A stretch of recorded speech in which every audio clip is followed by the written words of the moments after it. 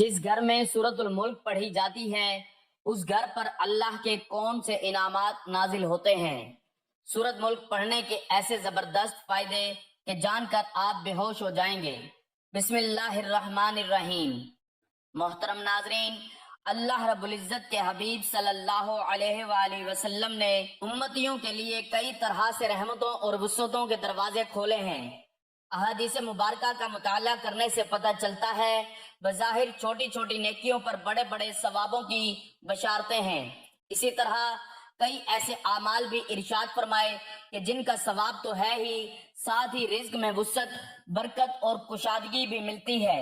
اسی طرح قرآن پاک کی ایک چھوٹی سی آیت ہے، اگر اس آیت کو بتائے گئے طریقے کے مطابق پڑھ لیں تو اللہ کے فضل و کرم سے آپ کو دولت ملے گی، یعنی کہ اللہ پاک آپ کے لیے ایسے اسباب پیدا کر دے گا کہ آپ کی ہر پریشانی دور ہو جائے گی اور ہر خواہش پوری ہو جائے گی۔ اس آیت کے کمالات دیکھ کر آپ لوگ خود حیران رہ جاؤ گے، غیب سے دولت والے ہاتھ آپ کے پاس آ جائیں گے۔ حدیث شریف میں حضرت ابو ہریرہ رضی اللہ تعالیٰ عنہ سے منقول ہے کہ نبی کریم صلی اللہ علیہ وآلہ وسلم نے فرمایا، جب تمہیں کوئی بھاری اور مشکل معاملہ پیش آ جائے تو حسبنا اللہ و نعم الوکیل پڑھا کرو، اللہ پر توکل اور اسی کے سامنے گڑ گڑانے والے کے ساتھ اللہ کافی ہے، وہی دہشت زدہ کو امن نصیب فرماتا ہے، طالب پناہ کو پناہ دیتا ہے، وہی بہترین والی اور بہترین مددگار ہے۔ لہٰذا جو بھی اسے اپنا والی بنائے اسی سے مدد طلب کرے، اسی پر توکل ہو اور مکمل طور پر اسی کی طرف یکسو ہو جائے تو اللہ بھی اس کا والی بن کر اس کی مکمل حفاظت فرماتا ہے۔ جو صرف اللہ سے ڈرے اور تقوی اختیار کرے اسے ہر دشت و ڈر سے امن فراہم کرتا ہے اور اس کی ضرورت کے مطابق ہر مفید چیز مہیا کرتا ہے۔ حسبنا اللہ و نعم الوکیل، ہمیں اللہ ہی کافی ہے اور وہ بہترین کار ساز ہے۔ حضرت ابن عباس رضی اللہ تعالیٰ عنہ کا بیان ہے کہ حسبنا اللہ و نعم الوکیل کا کلمہ حضرت ابراہیم علیہ السلام نے اس وقت کہا تھا جب انہیں آگ میں ڈالا گیا تو اللہ تعالیٰ نے آگ کو ٹھنڈک اور سلامتی والی بنا دیا، اور یہی کلمہ حضرت محمد صلی اللہ علیہ وآلہ وسلم نے اس وقت کہا تھا جب کفار نے آپ کے مقابلے میں لشکر جرار تیار کیا تو ان سے ڈرو، مگر اس سے آپ کے ایمان میں اور بھی اضافہ ہو گیا، اور آپ نے فرمایا کہ ہمیں اللہ کافی ہے اور وہ بہت اچھا کار ساز ہے۔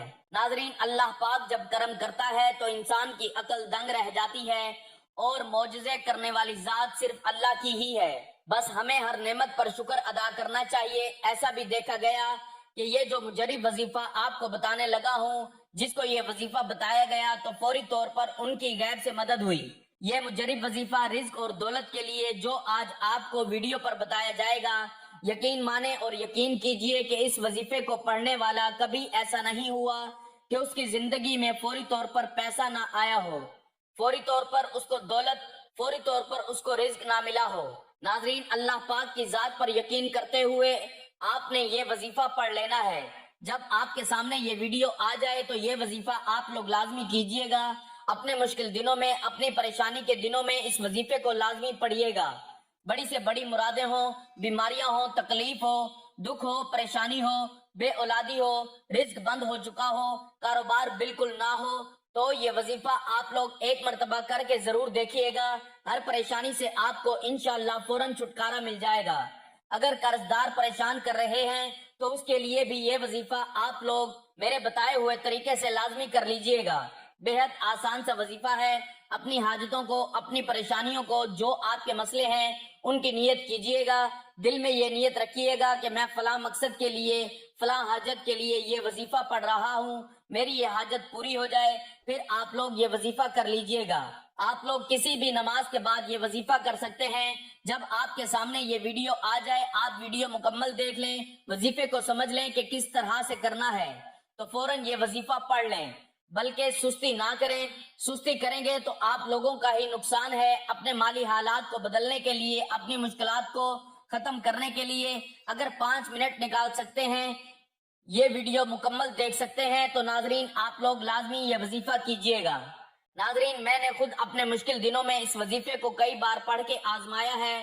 جب بھی مجھ پر کسی بھی طرح کی کوئی مشکل آئی ہے، چاہے وہ پیسوں کی ہو، چاہے وہ قرض کی ہو، چاہے وہ کوئی بھی ہو، کبھی ایسا بھی ہوا زندگی میں کہ بیماریوں نے گھیر لیا تو اس طرح کی جتنی بھی پریشانیاں تھیں اللہ پاک نے فوری طور پر حل کر دی۔ یہ اتنا مجرب وظیفہ ہے، اتنا خاص وظیفہ ہے کہ آپ لوگوں کو جس ترتیب سے بتاؤں گا، آپ لوگ اس وظیفے کو اگر ایک مرتبہ پڑھ لیتے ہو، اس کا پورا عمل بتاؤں گا، لیکن ایک مرتبہ پڑھنے سے آپ کو خود فائدہ نظر آئے گا۔ تو ناظرین، اس وظیفے کو خود بھی کر لینا، اس وظیفے کو تمام دوستوں کے ساتھ شیئر بھی کر دینا۔ کئی دفعہ زندگی میں ایسے حالات پیدا ہو جاتے ہیں، ایسے مراحل آ جاتے ہیں کہ انسان کہتا ہے کہ میں تھک چکا ہوں، کہ حالات نے مجھے چاروں طرف سے گھیر لیا ہے۔ تو میں کہتا ہوں کہ کبھی بھی اللہ کی رحمت سے نا امید نہ ہو۔ اللہ پاک وہاں سے راستے بناتا ہے جہاں سے انسان سوچتا بھی نہیں ہے، جہاں سے انسان سوچتا بھی نہیں ہے۔ اور ہمارے پاس چاہے کچھ ہے یا نہیں ہے، ہمارے کوئی اعمال ہیں یا نہیں ہیں، لیکن ہمارے پاس جو سب سے بڑی طاقت ہے وہ ہے دعا کی طاقت۔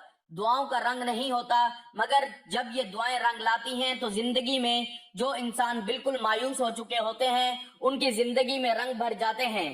انسان اپنی محبت میں خدا کی محبت کے علاوہ خدا سے سب کچھ مانگتا ہے۔ عام طور پر مل جانے کی صورت میں انسان گمراہ ہونے کے خدشات سے دو چار رہتا ہے، اور نہ ملنے یا دیر سے ملنے کی مصلحت کو سمجھنے اور جانے بغیر ہی مایوسی کا شکار بھی ہو جاتا ہے۔ منعم سے اپنی ضرورت کے مطابق نہیں بلکہ اس کے رتبے کے حساب سے مانگا جاتا ہے، اور رتبہ کو جاننے کے لیے ہم ہرگز جد و جہد نہیں کرتے۔ منعم کے رتبے کا ادراک دعا کی قبولیت کو جلا بخشتا ہے۔ اگر دینے والے کے رتبے کا اندازہ ہو جائے تو مانگنے والے کے یہ فیصلہ کرنے میں آسانی ہو جاتی ہے کہ مانگنا کیا ہے۔ وحدہ لا شریک ذات نے اس کا بھی ایک فارمولہ رکھا ہے۔ جو ہی آپ توکل کی سیڑھی پہ پہلا پاؤں رکھتے ہیں اور رضا و تسلیم کی منزل کی جانب اپنے سفر کا آغاز کرتے ہیں تو آپ کا دوسرا پاؤں ابتلا اور آزمائش کی سیڑھی پر ہوتا ہے۔ جب اللہ نے کوئی بڑا انعام دینا ہوتا ہے تو وہ ہمیں صبر کی کسوٹی پر رکھتا ہے، آزماتا ہے، اور کامیاب ہونے پر انعام و اکرام سے نوازتا ہے۔ پرکھنا اس کا وصف ہے اور کامیابی اس کی عطا۔ پھر وہ ہمیں مانگنے کے آداب سے بھی متعارف کراتا ہے اور اپنے فضل کی بارش سے ہماری روح میں جل تھل بھی کرتا ہے۔ آپ توکل کے سفر میں کسی بھی مقام پر اپنے اعتقاد کو ڈگمگانے نہ دیں۔ ہماری آزمائش اور ہمارے سفر میں صبر سے اٹھائی جانے والی مشکلات کا اجر ہمیں کسی اور صورت میں سفر کے دوران کسی اور مقام پر عطا کیا جاتا ہے۔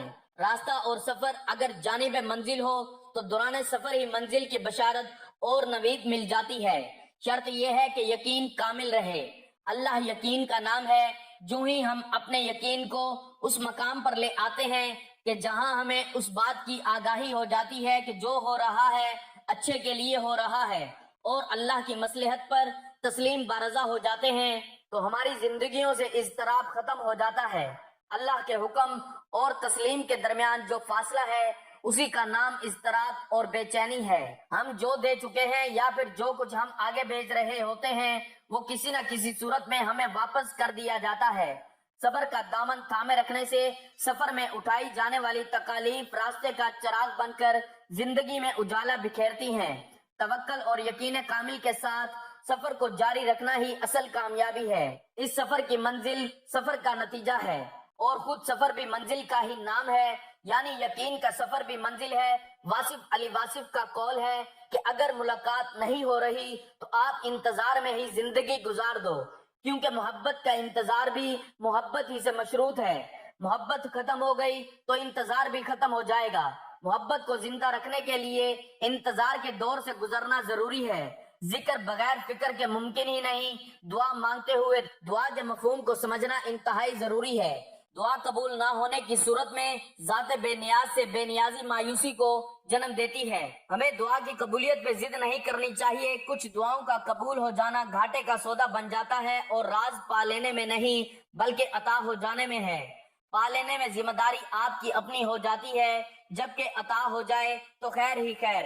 دعا اور قبولیت کے درمیان کا جو عرصہ ہے وہ محبت کا ہی دور ہوتا ہے۔ پھر عطا ہو جائے یا قبولیت کی منزل پر جاری سفر کی طوالت کو بڑھا دیا جائے، محبت کا قائم رہنا ہی یقین کامل کہلاتا ہے۔ ایمان اور اعتقاد کا اندازہ دعا کی قبولیت سے نہیں بلکہ دعا کے قبول نہ ہونے سے لگایا جاتا ہے۔ لینے والے کی محبت دینے والے کی عطا سے مشروط ہے۔ تو اسی لیے ہمیں اپنے رب سے دعا گو رہنا چاہیے اور کسی بھی صورت میں نا امید نہیں ہونا چاہیے، کیونکہ دعا مانگنے سے اللہ پاک ان کے لیے وسائل بھی پیدا کر دیتا ہے، اللہ پاک ان کی مشکلات بھی ختم کر دیتا ہے۔ اسی لیے بار بار یہی سوچا کرو اور یہی خیالات رکھو کہ جب بھی دعا مانگو تو اپنی اوقات دیکھ کر نہیں بلکہ رب کی شان دیکھ کر مانگا کرو، اپنے اللہ سے مانگا کرو۔ اللہ تعالیٰ پر توکل کرنے کے بارے میں ارشاد ہے کہ پس اے محبوب آپ ان سے رخ انور پھیر لیجئے اور اللہ پر بھروسہ رکھیے اور اللہ کافی کارساز ہے۔ جو کوئی اللہ پر توکل کرتا ہے تو اللہ اس کے جملہ امور کا کفیل ہو جاتا ہے۔ بے شک اللہ بہت غالب بڑی حکمت والا ہے، اور اللہ کے دامن کو مضبوطی سے تھامے رکھو، وہی تمہارا مددگار و کارساز ہے۔ پس وہ کتنا اچھا کارساز ہے اور کتنا اچھا مددگار ہے، اور اللہ پر بھروسہ جاری رکھیے اور اللہ ہی کارساز کافی ہے۔ جو اپنی زندگی میں پیسوں کی وجہ سے، دولت کی وجہ سے شدید پریشان رہتے ہوں تو ہاتھ پہ ہاتھ رکھ کر بالکل نہ بیٹھیں۔ یہ وظیفہ، یہ عمل جو بتانے لگا ہوں، اس کو کسی بھی وقت پڑھ لیں، نہ وقت کی کوئی پابندی ہے اور نہ ہی جگہ کی۔ آپ جہاں کہیں بھی ہوں آپ یہ وظیفہ پڑھنا شروع کر دیجئے، لیکن یہ وظیفہ آپ گھر میں پڑھ لیں، دکان میں پڑھ لیں، جہاں موجود ہوں وہاں بیٹھ کر یہ وظیفہ پڑھ لیں۔ سب سے پہلے آپ لوگ اپنی نیت کو، جس حاجت کے لیے یہ وظیفہ پڑھ رہے ہیں اس کی نیت کر لیں۔ مثال کے طور پر آپ بیمار ہیں تو یہ نیت کر لیں کہ یہ میری بیماری ختم ہو جائے، اس کے لیے میں یہ وظیفہ پڑھ رہا ہوں یا پڑھ رہی ہوں۔ یا آپ کے اوپر قرض ہے تو آپ یہ نیت کر لیں کہ میرا قرض اتر جائے، اس کے لیے میں یہ وظیفہ پڑھ رہا ہوں یا پڑھ رہی ہوں۔ یا آپ کو کوئی بڑی رقم چاہیے ہو فوری طور پر تو آپ یہ نیت کریں کہ مجھے اتنی رقم مل جائے، اس کے لیے میں یہ وظیفہ پڑھ رہا ہوں یا پڑھ رہی ہوں۔ آپ کا جو کوئی بھی مسئلہ ہو آپ اس کی نیت کر لیں۔ اب آپ لوگ سب سے پہلے نیت کرنے کے بعد درود پاک پڑھ لیں، 3 مرتبہ کوئی بھی درود پاک پڑھ لیں جو آپ کو یاد ہو۔ درود ابراہیمی پڑھ لیں، یا صلی اللہ علیہ وآلہ وسلم پڑھ لیں، یا صلی اللہ علی محمد پڑھ لیں۔ 3 مرتبہ یا 7 مرتبہ درود پاک جیسے ہی پڑھ لیں، 1 مرتبہ ثواب کے طور پر میرے ساتھ بھی پڑھ لیں۔ اللہم صلی علی محمد وعلی آل محمد کما صلیت علی ابراہیم وعلی آل ابراہیم انک حمید مجید۔ اللہم بارک علی محمد وعلی آل محمد کما بارکت علی ابراہیم وعلی آل ابراہیم انک حمید مجید۔ درود پاک پڑھنے کے فوراً بعد آپ لوگوں کو جو وظیفہ پڑھنا ہے، اگر آپ لوگ اپنے ہاتھوں میں ایک تسبیح کو پکڑ لیتے ہیں تو زیادہ بہتر ہے۔ اپنے ہاتھوں میں ایک تسبیح پکڑ لیں اور سب سے پہلے 11 مرتبہ حسبنا اللہ ونعم الوکیل پڑھنا ہے۔ سب سے پہلے یاد رکھیے گا جو ترتیب بتا رہا ہوں تعداد بالکل بھی کم یا زیادہ نہ ہو، اپنی طرف سے آپ کو بالکل بھی تعداد میں کمی بیشی نہیں کرنی۔ درود پاک پڑھنے کے بعد سب سے پہلے 11 مرتبہ حسبنا اللہ ونعم الوکیل پڑھنا ہے۔ اس کے فوراً بعد آپ لوگوں کو سورۃ الملک پڑھنی ہے۔ سورۃ ملک پڑھ لیں۔ سورۃ ملک پڑھنے کی بہت سی فضیلت اور برکات ہیں۔ اللہ تعالیٰ نے انسان کی ہدایت کے لیے قرآن کریم نازل فرمایا، اس میں بعض آیات اور صورتیں ایسی ہیں جن کے احادیث مبارکہ میں بہت فضائل ذکر کیے گئے ہیں۔ انہی میں ایک سورۃ الملک بھی ہے جو 29ویں پارے کی ابتدا میں موجود ہے۔ یہ مکی سورت ہے، اس کے 2 رکوع اور 30 آیات ہیں۔ جو شخص روزانہ رات کو سونے سے پہلے اس کی تلاوت کرتا ہے اللہ تعالیٰ اسے عذاب قبر سے نجات عطا فرماتے ہیں۔ اللہ کے رسول صلی اللہ علیہ وآلہ وسلم اور صحابہ و اہل بیت کرام رضی اللہ عنہم کا معمول تھا کہ وہ رات کو سونے سے پہلے اس کی تلاوت فرمایا کرتے تھے، بلکہ اللہ کے رسول صلی اللہ علیہ وآلہ وسلم کی یہ دلی آرزو تھی کہ میرے ہر امتی کے سینے میں یہ سورت موجود ہونی چاہیے، یعنی اسے زبانی یاد ہونی چاہیے۔ بخشش کی سفارش۔ ترجمہ: حضرت ابو ہریرہ رضی اللہ تعالیٰ عنہ سے روایت ہے کہ نبی کریم صلی اللہ علیہ وآلہ وسلم نے فرمایا، قرآن کریم میں 30 آیات پر مشتمل ایک سورت ہے جو اپنے پڑھنے والے کی اللہ کے حضور بخشش کی سفارش کرے گی۔ اس کی سفارش کو قبول کر کے پڑھنے والے کی مغفرت کر دی جائے گی، اور وہ سورت تبارک الذی بیدہ الملک ہے۔ رسول اللہ صلی اللہ علیہ وآلہ وسلم کا معمول مبارک۔ حضرت جابر رضی اللہ تعالیٰ عنہ سے مروی ہے کہ نبی کریم صلی اللہ علیہ وآلہ وسلم اس وقت تک رات کو نیند نہیں فرماتے تھے جب تک سورت الف لام میم تنزیل، سورت سجدہ اور سورت الملک کی تلاوت نہ فرما لیتے۔ رسول اللہ صلی اللہ علیہ وآلہ وسلم کی دلی آرزو۔ ترجمہ: حضرت عبداللہ بن عباس رضی اللہ عنہما کے بارے میں مروی ہے کہ انہوں نے ایک شخص سے فرمایا، میں تمہیں ایک ایسی حدیث کا تحفہ دوں جو تمہیں خوش کر دے گا۔ اس شخص نے عرض کی کہ ضرور ارشاد فرمائیں۔ آپ رضی اللہ تعالیٰ عنہما نے فرمایا، سورت الملک کو پڑھو، اپنے اہل و عیال، آل اولاد اور اپنے پڑوسیوں کو سکھاؤ، اس لیے کہ یہ سورت عذاب سے نجات دلانے والی سورت ہے اور قیامت والے دن اپنے پڑھنے والے کے لیے رب کے حضور اس کی بخشش کروانے والی ہے، اور اپنے پڑھنے والے کے لیے جہنم کے عذاب سے نجات مانگنے والی ہے، اور اپنی تلاوت کرنے والے کو قبر کے عذاب سے نجات دلانے والی ہے۔